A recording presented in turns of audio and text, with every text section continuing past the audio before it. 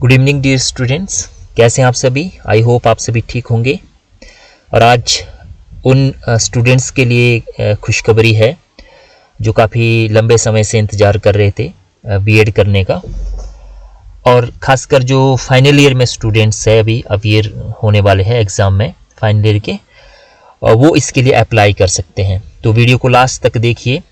आपने इसको न्यूज़ में पढ़ लिया होगा, आज सुबह के न्यूज़पेपर में आया था एडमिशन ओपन हो चुकी है, लेकिन अभी इसका जो पोर्टल था वो ओपन नहीं हुआ था। तो मैं भी इसका वेट कर रहा था ताकि मैं आपको पूरी की पूरी इन्फॉर्मेशन जो है वो दे सकूं। तो वीडियो को लास्ट तक देखिए, मैं इसमें पूरी की पूरी इन्फॉर्मेशन आपको दूंगा कि बीएड क्यों करनी चाहिए आपको, कहाँ कहाँ पे कितनी सीट्स है, कितनी फीस इसकी लगती है, क्या इसका ये एलिजिबिलिटी है, और कैसे आपको एंट्रेंस की जो है वो तैयारी करनी चाहिए। तो सिंपली आप गूगल में जाइए और गूगल में HPU ऑनलाइन एडमिशन आप टाइप कीजिए, तो आपके सामने जो है एक इंटरफेस इस तरह के HPU ऑनलाइन एडमिशन का ओपन हो जाएगा और इस तरह से आपके पास आएगा। और उसमें आपने अंडर ग्रेजुएट पे जाना है। तो अंडर ग्रेजुएट पे जाने के बाद जो है वो आपके पास इस तरह से ये खुल जाएगा, और यहाँ पे प्रोस्पेक्ट फॉर बीएड 2021-22 इस पे क्लिक कीजिए और इसको डाउनलोड कर लीजिए। तो मैंने ऑलरेडी इसको डाउनलोड कर लिया हुआ है। तो मैं सबसे पहले आप जो है वो प्रोस्पेक्ट पे जाइए, इसकी पूरी की पूरी एलिजिबिलिटी क्राइटेरिया, कितनी आपकी परसेंटेज ग्रेजुएशन में चाहिए। तो कोई भी ग्रेजुएट जो है, चाहे वो BCom है, BSc है, BA है, जो फाइनल ईयर में अपियर होने जा रहा है, अभी आपके फाइनल ईयर के एग्ज़ाम नहीं हुए हैं लेकिन आप जो है वो एंट्रेंस में अपियर हो सकते हैं। ठीक है, तो कोई भी ग्रेजुएट किसी भी स्ट्रीम का, एक्सेप्ट आपका BBA और इसको छोड़ के टेक्निकल जो कोर्स है उसको छोड़ के BSc, BA और BCom वाले जो है वो इसमें अपियर हो सकते हैं। तो इसमें जो जनरल कैटेगरी है उनके लिए जो ऑनलाइन एप्लीकेशन फ़ी है वो 1100 रुपये है, और ST SC एंड जो सब कैटेगरी है BPL IRDP उनके लिए जो है वो 550 रुपये फ़ीस है। और ये आपकी जो लास्ट डेट है 18/6/2021 तक आप इसको अप्लाई कर सकते हैं थ्रू ऑनलाइन मोड। ठीक है, और इसमें ये आपका पूरा शेड्यूल दिया हुआ है। 20 को ये ओपन हुआ है आज एप्लीकेशन फॉर्म, और इसके बाद आप जो है 19/6/2020 ठीक है 18 तक आप अप्लाई कर सकते हैं। और कोई अगर मिस्टेक रह जाती है आपकी इसमें, तो आप जो है इसको करेक्ट कर सकते हैं। 19 से लेकर 21 तक का आपको टाइम दिया जाएगा करेक्शन का। किसी की कोई भी करेक्शन रह जाती है डेट ऑफ बर्थ में या कुछ एजुकेशन क्वालिफिकेशन में, तो आप इसको करेक्ट कर सकते हैं। फिर इसके बाद ये टेंटेटिव दिया हो कि आपका जो एडमिट कार्ड है वो एक साथ को आप डाउनलोड कर सकते हैं, और 26 जुलाई को जो है वो मंडे को आपका जो है वो एंट्रेंस एग्ज़ाम होगा, अगर कोविड की जो सिचुएशन है वो ठीक रही तो।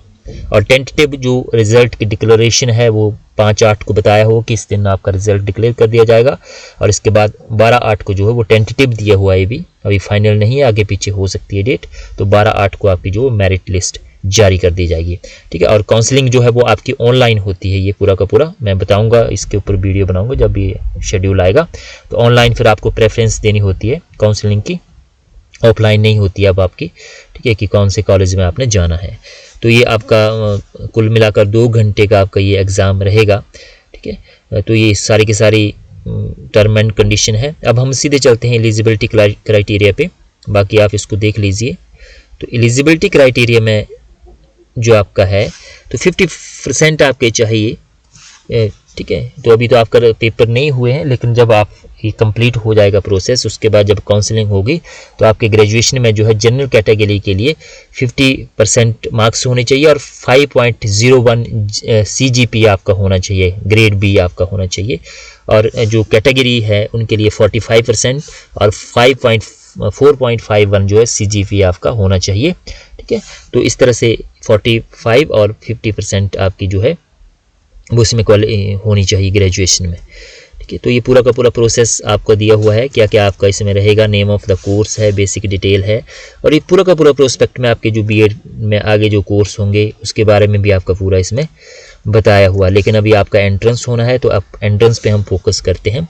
तो डिटेल ऑफ एंट्रेंस टेस्ट यहाँ पे आपका पूरा का पूरा ये दिया गया है कि किस तरह से आपका एंट्रेंस जो है वो होगा। ठीक है, तो इसमें आपका जो है MCQ ये पूरा का पूरा रहेगा। MCQ में जो है वो इस तरह का आपका 2 आवर का ड्यूरेशन इसमें रहेगा, नेगेटिव मार्किंग इसमें नहीं होगी, 150 इसमें क्वेश्चंस होंगे, और इस तरह से इसको डिवाइड किया जाएगा।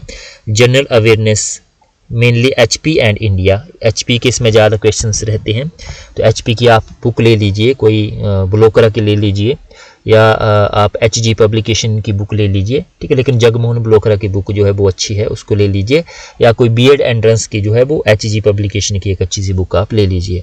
इसके बाद लैंग्वेज कम्प्रिहेंशन हिंदी एंड इंग्लिश, इसके लिए एचजी पब्लिकेशन का ग्रामर बहुत बेटर है, वहीं से मेनली क्वेश्चन आते हैं। 40 क्वेश्चन आएंगे, 40 नंबर का होगा। जनरल अवेयरनेस 30 क्वेश्चन, 30 नंबर का। लॉजिकल रीजनिंग RS अग्रवाल है, या इसमें सिंपल सा रहती है, इतनी रीजनिंग टफ नहीं होती है, तो ये 20 मार्क्स का होगा। और आपके जो है 20 questions 20 marks. Knowledge of national commission and committees of education, committee commissions के रहेंगे कि कौन सी कमेटी एजुकेशन को लेके बनी थ्रू ब्रिटिश पीरियड, ठीक है। ब्रिटिश पीरियड से लेकर जैसे आपका जो है वुड्स डिस्पैच था, या मैकाले मिंथ था, या आपका और बहुत सारी कमेटीज़ थी, ठीक है। रेलवे कमीशंस था, यूनिवर्सिटी एक्ट था, इस तरह के बहुत सारे एक्ट जो ब्रिटिश पीरियड में थे। और उसके बाद जैसे राधा कृष्ण आयोग था, उसके बारे में आपसे पूछा जाएगा कमेटी और कमीशंस के ऊपर। इसके बाद टीचिंग एप्टीट्यूड का रहेगा आपका, ठीक है। इसमें सिंपली पूछते हैं आपके जो टीचिंग की टूल्स है, टेक्निक्स है, आप क्या क्या यूज़ करेंगे, तो इतना टफ नहीं होता है, 40 मार्क्स का होता है, लेकिन बहुत ज़्यादा क्वेश्चन इसमें रहते हैं। टीचिंग एप्टीट्यूड, ठीक है। तो ये आपका हो गया 150 मार्क्स का। तो इसके लिए मैं आपको सजेस्ट करूंगा कोई एंट्रेंस की बीएड की अच्छी सी बुक्स आप ले लीजिए, और कमेटी कमीशंस आप एक नेट से भी इसको डाउनलोड कर सकते हैं PDF में, और लॉजिकल रीजनिंग के लिए RS अग्रवाल, और इसके लिए HG पब्लिकेशन का ग्रामर आप देख लीजिए, ठीक है। तो ये हो गया आपका, इसका पैटर्न क्या है। अब हम चलते हैं, ये रोस्टर वगैरह सब दिया हुआ है आपका, किस तरह से सिलेक्शन इसमें रहेगी। अब हम सीट्स पे चलते हैं। यहाँ पे आपको मैं सारा क्लियर करता हूँ कि कितनी फ़ीस आपकी रहती है अगर आप प्राइवेट कॉलेज से करते हैं और रेगुलर से करते हैं। तो देखो, रेगुलर जो है आपके 2 जगह पे है। एक तो आपका HP यूनिवर्सिटी में, department of education in HP university, इसमें 100 सीट्स है। तो 100 सीट्स जो है वो उसमें कॉमर्स भी होगा, साइंस भी होगा और आर्ट्स भी होगा, तो इसको डिवाइड किया गया होगा, ठीक है। और आपका जो गवर्नमेंट कॉलेज टीचर एजुकेशन धर्मशाला, इसमें 250 सीट्स है। 250 में से जो है वो उसमें भी डिवाइड किया गया होगा, आर्ट्स की इतनी सीट्स है, साइंस की इतनी, कॉमर्स की इतनी, ठीक है। तो इसमें जो कैंडिडेट जाएगा, जिनकी टॉप मेरिट होगी, 150 में से जिनकी टॉप मेरिट होगी, वो जो है वो इसमें जाएंगे। तो इसका एक फ़ायदा आपको ये है कि इसमें जो फीस है वो बहुत कम होती है।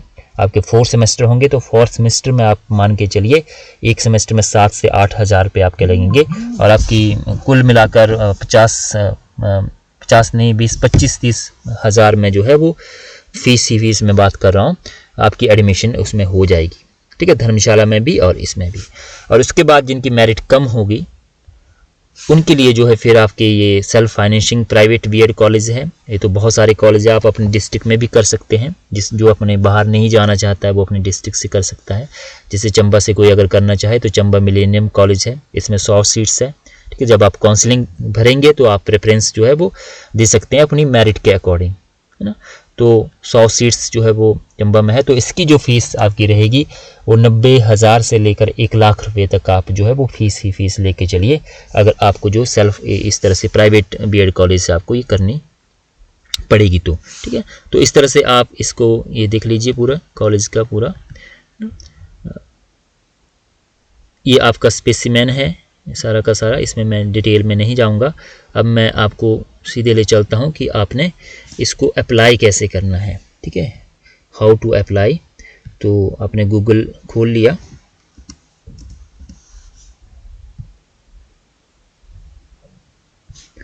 HPU एडमिशन में आपने जाना है अगेन, ठीक है। तो अप्लाई आपने कैसे करना है तो ये मैं थोड़ा सा बता देता हूँ। इसके ऊपर मैंने ऑलरेडी वीडियो बनाए हुए हैं, उनको आप देख सकते हैं। सेम प्रोसेस आपका रहेगा, ठीक है। इस पे जाइए आप, और जाने के बाद जो है यहाँ पे बीएड पे आप क्लिक कीजिए। बीएड पे क्लिक करने के बाद सबसे पहले आपने ये जो टर्म एंड कंडीशन है इसको आपने एक्सेप्ट कर लेना है। टर्म एंड कंडीशन को एक्सेप्ट करने के बाद जो है वो आपके सामने इस तरह का पेज खुल जाएगा। तो सेम आपका प्रोसेस है। और मैं यहाँ पे आपको एक क्लियर कर देना चाहता हूँ कि आपने बाद में फिर बहुत सारे कैंडिडेट जो है वो कमेंट बॉक्स में पूछते हैं कि मेरी डेट ऑफ बर्थ गलत हो गई है, मेरी एजुकेशन क्वालिफिकेशन गलत हो गई है। तो आप अपीयर हैं, अभी आपका जो है वो फाइनल ईयर का रिजल्ट नहीं आया, ना ही पेपर हुए हैं, तो वो कॉलम आपका खाली रहेगा। आपने डिटेल भरनी है, +2 मैट्रिक और आपकी फर्स्ट ईयर और सेकंड ईयर की अगर मांगी गई है तो आपने उसको फिल करना है। ठीक है, तो यहाँ पे आप जो है 5 स्टेप है कुल मिलाकर। ठीक है, और प्रॉब्लम आपकी वहाँ पे आती है जहाँ पे ये जो सेकंड स्टेप है, यहाँ पे जो डॉक्यूमेंट आपके मांगे गए होते हैं, तो इसमें आप सबसे पहले इंस्ट्रक्शंस को रीड कीजिए। इंस्ट्रक्शन को रीड करने के बाद जिस फॉर्मेट में आपका जो सर्टिफिकेट मांगे हुए हैं, फ़ोटो का जो साइज़ मांगा हुआ है, उसको आप पहले रीसाइज़ कर लीजिए। तो इसके लिए सिंपली आप जो है ऑनलाइन रीसाइजर यूज़ कर सकते हैं या मोबाइल फ़ोन में आप ऐप यूज़ कर सकते हैं।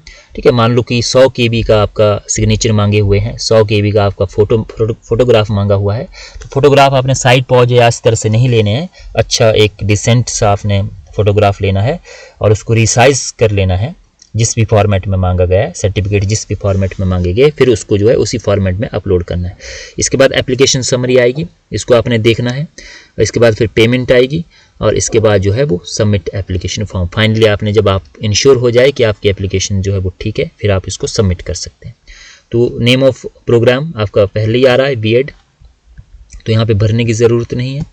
यहाँ पे आप जो है मैट्रिकुलेशन में आपका जो सर्टिफिकेट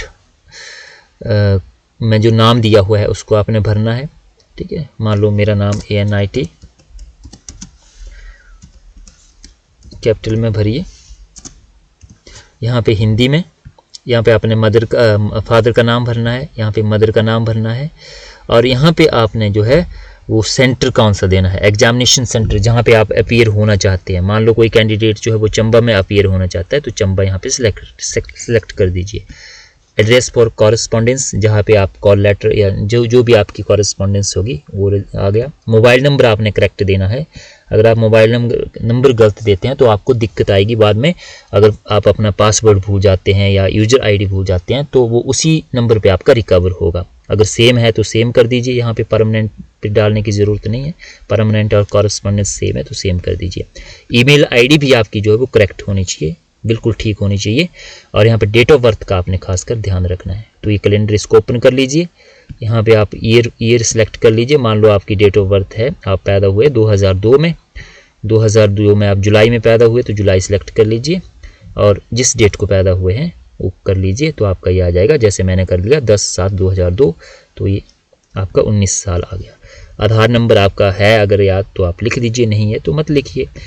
यहाँ पे हाई स्कूल की मार्कशीट के ऊपर एक नंबर होता है, अंक तालिका संख्या, उसको आपने भरना है जो सीरियल नंबर होगा। नेशनलिटी इंडियन आ गया, मेल है। यहाँ पे बोनाफाइड हिमाचली है, यस या नो, तो आपने यस करना है। बोनाफाइड हिमाचली के लिए होगा ये।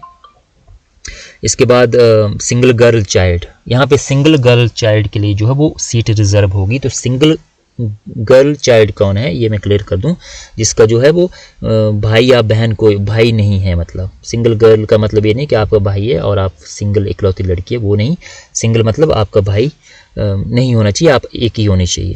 ठीक है, तो उनके लिए सीट्स रिजर्व रखी है HP गवर्नमेंट ने अकॉर्डिंग टू रूल। ठीक है, तो उनको रिजर्वेशन उसमें मिल जाएगी। JNK से बिलोंग करते हैं, यस या नो, तो यहाँ पे कोई भी नहीं होगा। स्ट्रीम आपका क्या है, मेडिकल है, नॉन मेडिकल है, आर्ट्स है, कॉमर्स है। ठीक है, तो मेडिकल नॉन मेडिकल आप मान लो आर्ट्स वाले हैं तो आप आर्ट्स सेलेक्ट कर दीजिए।